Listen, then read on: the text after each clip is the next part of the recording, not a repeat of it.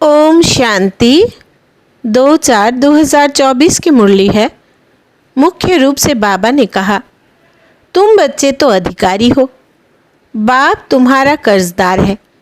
तुम बच्चे दान देते हो तो तुम्हें 1 का 100 गुना बाप को देना पड़ता है। ईश्वर अर्थ तुम जो देते हो दूसरे जन्म में उसका रिटर्न मिलता है। तुम चावल मुट्ठी देकर विश्व का मालिक बनते तो तुम्हें कितना फ्राक दिल होना चाहिए।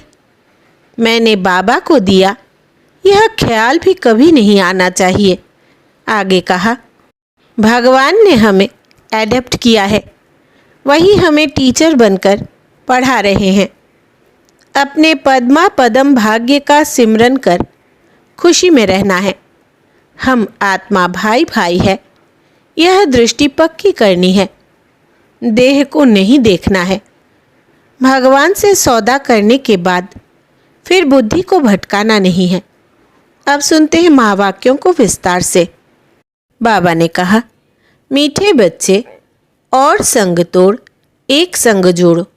भाई भाई की दृष्टि से देखो तो देह नहीं देखेंगे, दृष्टि बिगड़ेगी नहीं, वाणी में ताकत रहेगी। प्रश्न है, बाप बच्चों का कर्जदार है या बच्चे बाप के? उत्तर, तुम बच्चे तो अधिकारी हो, बाप तुम्हारा कर्जदार है। तुम बच्चे दान देते हो तो तुम्हें 1 का 100 गुना बाप को देना पड़ता है। ईश्वर अर्थ तुम जो देते हो दूसरे जन्म में उसका रिटर्न मिलता है। तुम चावल मुट्ठी देकर विश्व का मालिक बनते तो तुम्हें कितना फ्राक दिल होना चाहिए। मैंने बाबा को दिया, यह ख्याल भी कभी नहीं आना चाहिए। ओम शांति। म्यूजियम प्रदर्शनी में समझाना है कि यह है पुरुषोत्तम संगम युग। समझदार तो सिर्फ तुम ही हो, तो सबको कितना समझाना पड़ता है कि यह पुरुषोत्तम संगम युग है। सबसे जास्ती सर्विस स्थान है म्यूजियम, वहाँ बहुत आते हैं। अच्छे सर्विसेबल बच्चे कम हैं। सर्विस स्टेशन सब सेंटर्स है। दिल्ली में लिखा है स्पिरिचुअल म्यूजियम, इसका भी ठीक अर्थ नहीं निकलता है। बहुत लोग प्रश्न पूछते हैं, तुम भारत की क्या सेवा कर रहे हो? भगवान वाच्य है ना, यह है फॉरेस्ट।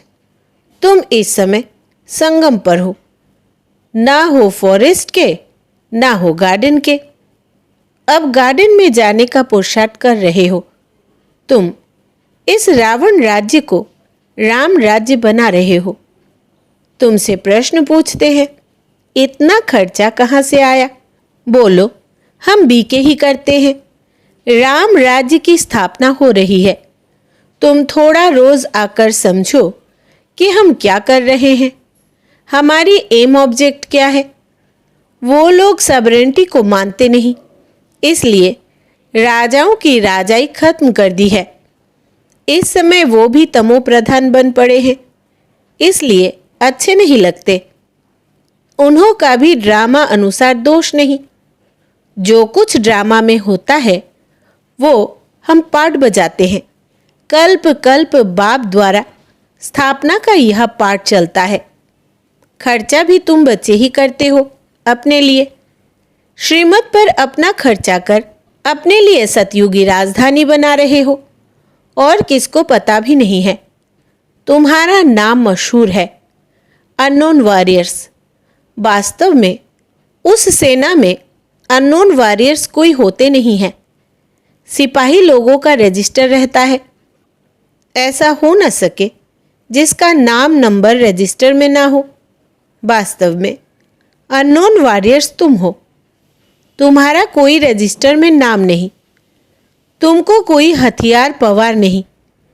इसमें जिस्मानी हिंसा तो है नहीं। योग बल से तुम विश्व पर जीत पाते हो। ईश्वर सर्वशक्तिवान है ना, याद से तुम शक्ति ले रहे हो। सतो प्रधान बनने के लिए तुम बाप से योग लगा रहे हो। तुम सतो प्रधान बने तो राज्य भी सतो प्रधान चाहिए। सो तुम श्रीमत पर स्थापन करते हो। इनकॉग्निटो उनको कहा जाता है जो है परंतु देखने में ना आए। तुम शिव बाबा को भी इन आंखों से देख नहीं सकते। तुम भी गुप्त तो शक्ति भी तुम गुप्त ले रहे हो। तुम समझते हो हम पतित से पावन बन रहे हैं और पावन में ही शक्ति होती है। तुम सतयुग में सब पावन होंगे। उनके ही 84 जन्मों की कहानी बाप बतलाते हैं। तुम बाप से शक्ति ले, पवित्र बन, फिर पवित्र दुनिया में राज्य भाग्य करेंगे। बाहुबल से कभी कोई विश्व पर जीत पा न सके। यह है योग बल की बात। वो लड़ते हैं, राज्य तुम्हारे हाथ में आना है। बाप सर्वशक्तिवान है तो उनसे शक्ति मिलनी चाहिए। तुम बाप को और रचना के आदि मध्य अंत को भी जानते हो। तुम जानते हो हम ही स्वदर्शन चक्रधारी है। यह सबको स्मृति नहीं रहती है। तुम बच्चों को स्मृति रहनी चाहिए क्योंकि तुम बच्चों को ही यह नॉलेज मिलती है। बाहर वाले तो कोई समझ ना सके, इसलिए सभा में बिठाया नहीं जाता। पतित पावन बाप को सब बुलाते हैं परंतु अपने को पतित कोई समझते नहीं है। ऐसे ही गाते रहते हैं पतित पावन सीताराम। तुम सब हो ब्राइड्स, बाप है ब्राइड ग्रूम। वो आते ही है सर्व की सद्गति करने। तुम बच्चों को श्रृंगार कराते हैं। तुमको डबल इंजन मिली है। रोल्स रॉयस में इंजन बहुत अच्छी होती है। बाप भी ऐसे है, कहते हैं पतित पावन आओ, हमको पावन बनाकर साथ ले जाओ। तुम सब शांत में बैठे हो, कोई झांझ आदि नहीं बजाते। तकलीफ की बात नहीं, चलते फिरते बाप को याद करते रहो। जो मिले उनको रास्ता बताते रहो। बाप कहते हैं मेरे व लक्ष्मी नारायण, राधे कृष्ण आदि के जो भक्त है उनको यह दान देना है। व्यर्थ नहीं गंवाना है। पात्र को ही दान दिया जाता है।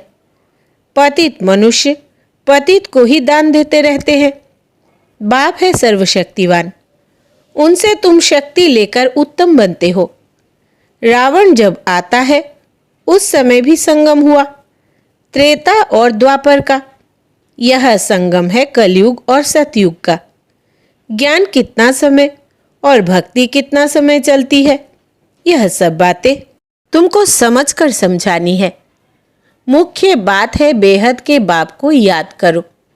जब बेहद का बाप आते हैं तो विनाश भी होता है। महाभारत लड़ाई कब लगी? जब भगवान ने राजयोग सिखलाया था। समझ में आता है नई दुनिया का आदि, पुरानी दुनिया का अंत, अर्थात विनाश होना है। दुनिया घोर अंधियारे में पड़ी है, अब उनको जगाना है। आधा कल्प से सोए पड़े हैं। बाप समझाते हैं अपने को आत्मा समझ, भाई भाई की दृष्टि से देखो। तो तुम जब किसको ज्ञान देंगे तो तुम्हारी वाणी में ताकत आएगी। आत्मा ही पावन और पतित बनती है। आत्मा पावन बने तब शरीर भी पावन मिले। अभी तो मिल ना सके। पावन सभी को बनना है, कोई योग बल से, कोई सजाओं से। मेहनत है याद के यात्रा की। बाबा प्रैक्टिस भी कराते रहते हैं। कहाँ भी जाओ तो बाबा की याद में जाओ। जैसे पादरी लोग शांति में क्राइस्ट की याद में जाते हैं और क्राइस्ट को याद करते हैं। भारतवासी तो अनेकों को याद करते हैं। बाप कहते हैं एक के सिवाय और किसी को याद न करो। बेहद के बाप से हम मुक्ति और जीवन मुक्ति के हकदार बनते हैं। सेकंड में जीवन मुक्ति मिलती है। सतयुग में सब जीवन मुक्ति में थे, कलयुग में सब जीवन बंद में है। यह किसको भी पता नहीं है। यह सब बातें बाप बच्चों को समझाते हैं। बच्चे फिर बाप का शो करते हैं, सब तरफ चक्कर लगाते हैं। तुम्हारा फर्ज है मनुष्य मात्र को यह पैगाम देना कि यह पुरुषोत्तम संगम युग है। बेहद का बाप बेहद का वर्षा देने आया है। बाप कहते हैं माँ में कम याद करो तो विकर्म विनाश होंगे, पाप कट जाएंगे। यह है सच्ची गीता जो बाप सिखलाते हैं। मनुष्य मत से गिरे हो, भगवान की मत से तुम वर्षा ले रहे हो। मूल बात है, उठते बैठते चलते फिरते बाबा को याद करते रहो और परिचय देते रहो। बैच तो तुम्हारे पास है, फ्री देने में हर्जा नहीं है, परंतु पात्र देखकर। बाप बच्चों को उल्हाना देते हैं कि तुम लौकिक बाप को याद करते हो और मुझ पारलौकिक बाप को भूल जाते हो। लज्जा नहीं आती? तुम ही पवित्र प्रवृत्ति मार्ग के गृहस्थ व्यवहार में थे, फिर अब बनना है। तुम हो भगवान के सौदागर। अपने अंदर देखो, बुद्धि कहाँ भटकती तो नहीं है। बाप को कितना समय याद किया? बाप कहते हैं, और संग तोड़ एक संग जोड़ो, भूल नहीं करनी है। यह भी समझाया है, भाई भाई की दृष्टि से देखो तो देह नहीं देखेंगे। दृष्टि बिगड़ेगी नहीं, मंजिल है ना। यह ज्ञान अभी ही तुमको मिलता है। भाई भाई तो सब कहते हैं, मनुष्य कहते हैं ब्रदरहुड। यह तो ठीक है, परम पिता परमात्मा की हम संतान है, फिर यहाँ क्यों बैठे हो? बाप स्वर्ग की स्थापना करते हैं तो ऐसे ऐसे समझाते उन्नति को प्राप्त करते रहो। बाप को सर्विसेबल बच्चियां बहुत चाहिए। सेंटर्स खुलते जाते हैं। बच्चों को शौक है, समझते हैं बहुतों का कल्याण होगा, परंतु टीचर्स संभालने वाली भी अच्छी महारथी चाहिए। टीचर्स भी नंबरवार है। बाबा कहते हैं, जहाँ लक्ष्मी नारायण का मंदिर हो, शिव का मंदिर हो, गंगा का कंठा हो, जहाँ बहुत भीड़ होती हो, वहाँ सर्विस करनी चाहिए। समझाओ, भगवान कहते हैं काम महाशत्रु है। तुम श्रीमत प्रमाण सर्विस करते रहो। यह तुम्हारा ईश्वरीय परिवार है। यहाँ 7 रोज भट्टी में आकर परिवार के साथ रहते हो। तुम बच्चों को बहुत खुशी होनी चाहिए। बेहद का बाप, जिससे तुम पद्मा पदम भाग्यशाली बनते हो। दुनिया जानती नहीं कि भगवान भी पढ़ा सकते हैं। यहाँ तुम पढ़ते हो तो तुमको कितनी खुशी होनी चाहिए। हम ऊंचते ऊंच जाने के लिए पढ़ रहे हैं। कितना फ्राक दिल होना चाहिए। बाप के ऊपर तुम कर्ज चढ़ाते हो। ईश्वर अर्थ जो देते हो, दूसरे जन्म में उनका रिटर्न लेते हो ना। बाबा को तुमने सब कुछ दिया तो बाबा को भी सब कुछ देना पड़ेगा। मैंने बाबा को दिया, यह कभी ख्याल नहीं आना चाहिए। बहुतों के अंदर चलता है, हमने इतना दिया, हमारी खातिरी क्यों नहीं हुई? तुम चावल मुट्ठी देकर विश्व की बादशाही लेते हो। बाबा तो दाता है ना, राजाए रॉयल होते हैं। पहले पहले जब मुलाकात होती है तो हम नजराना देते हैं। वे कभी हाथ में नहीं लेंगे, सेक्रेटरी तरफ इशारा करेंगे। तो शिव बाबा जो दाता है वो कैसे लेंगे? यह बेहद का बाप है ना। इनके आगे तुम नजराना रखते हो, परंतु बाबा तो रिटर्न में 100 गुना देंगे। तो मैंने दिया, यह ख्याल कभी नहीं आना चाहिए। हमेशा समझो, हम तो लेते हैं, वहाँ तुम पदमपति बनेंगे। तुम प्रैक्टिकल में पद्मा पदम भाग्यशाली बनते हो। बहुत बच्चे फ्राक दिल भी है तो कोई मनहूस भी है। समझते ही नहीं है कि पद्मा पदम पति हम बनते हैं। हम बहुत सुखी बनते हैं। जब परमात्मा बाप गैर हाजिर है तो इनडायरेक्ट अल्पकाल के लिए फल देते हैं। जब हाजिर है तो 21 जन्मों के लिए देते हैं। यह गाया हुआ है शिव बाबा का भंडारा भरपूर। देखो, ढेर बच्चे हैं, किसको भी यह मालूम नहीं है कि कौन क्या देते हैं। बाप जाने और बाप की गोथरी माना ब्रह्मा जाने, जिसमें बाप रहते हैं बिल्कुल साधारण। इस कारण बच्चे यहाँ से बाहर निकलते हैं तो वो नशा गुम हो जाता है। ज्ञान योग नहीं तो खिटखिट चलती रहती है। अच्छे अच्छे बच्चों को भी माया हरा देती है। माया बेमुख कर देती है। शिव बाबा जिसके पास तुम आते हो उनको तुम याद नहीं कर सकते हो। अंदर अथाह खुशी होनी चाहिए। वो दिन आया आज जिसके लिए कहते थे आप आएंगे तो हम आपके बनेंगे। भगवान आकर एडप्ट करते हैं तो कितना खुश नसीब कहेंगे, कितना खुशी में रहना चाहिए। परंतु माया खुशी गवा देती है। अच्छा, मीठे मीठे सिकिलधे बच्चों प्रति माता पिता बाप दादा का याद प्यार और गुड मॉर्निंग। रूहानी बाप की रूहानी बच्चों को नमस्ते। हम रूहानी बच्चों की रूहानी बाप दादा को याद प्यार, गुड मॉर्निंग और नमस्ते बाबा नमस्ते। धारणा के लिए मुख्य सार।